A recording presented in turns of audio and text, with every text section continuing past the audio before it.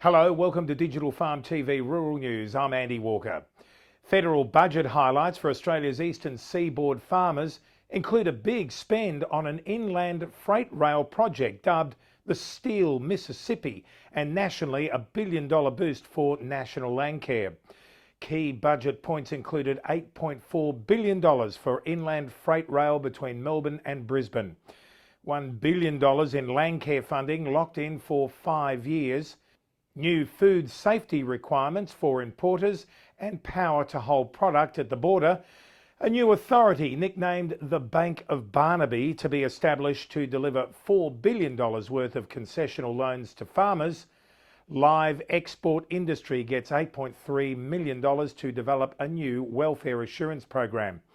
On Tuesday night, the National Farmers Federation gave the budget a score of B+ for value.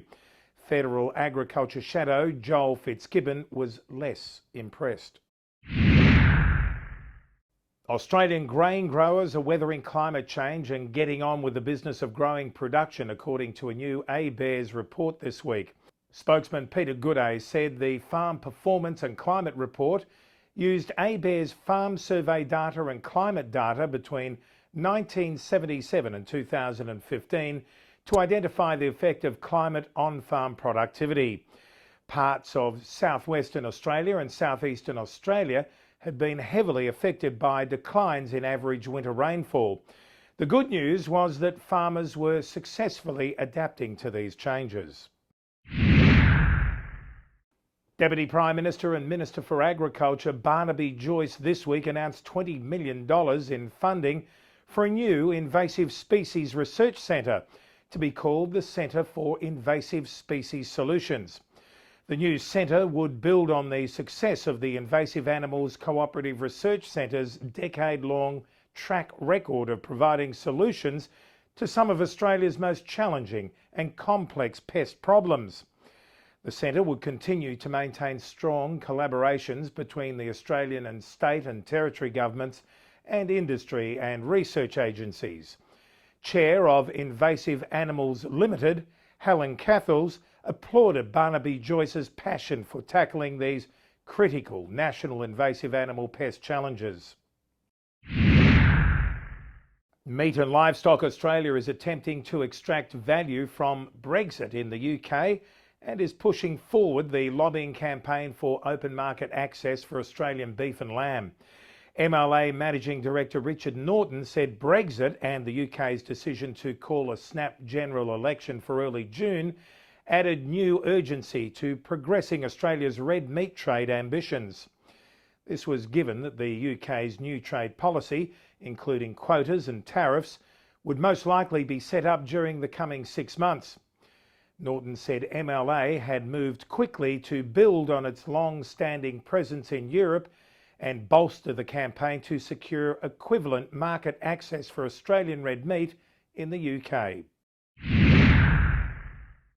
Across in WA this week, the Countryman reported that Broome live cattle export numbers were expected to hit 100,000 head for 2017 as pastoral animals started to enter the market. The Kimberley Port Authority has flagged a bumper start to the season, loading about 8,000 head for export in the past week, with a solid pipeline of cattle predicted for months ahead. KPA Chief Executive Kevin Shellack said the prolonged northern wet season had only caused a small delay to the flow of cattle from pastoral stations. Shellack said the 100,000 target was a slight increase on last year's numbers. Aussie fertiliser and explosives maker Incitec Pivot this week reported a sharp jump in half-year profit boosted by the start-up of a new $1 billion ammonia plant in the US state of Louisiana. The company reported a net profit of $152.1 million in the 6 months to March, up from $31.5 million a year earlier. Half-year profit rose by 11%. Incitec Pivot has been investing heavily in overseas expansion in an effort to reduce its reliance on Australia for earnings growth. It took the decision to build the Louisiana plant because of the sharply escalating cost of gas and electricity in Australia in recent years. NAB Agribusiness General Manager Khan Horn, who is leading his third bank customer tour to China this month, says the market there for Australian agribusiness is dynamic.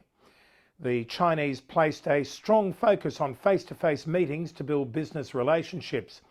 And it was great that more Australian agribusinesses were travelling to all parts of China. In 2016, China bought around $10 billion worth of exports from Australia's agriculture, forestry and fisheries industries, up from $5 billion in 2010-11. Well, that's it for Digital Farm TV Rural News this week. I'm Andy Walker. Look forward to your company again next week. Bye.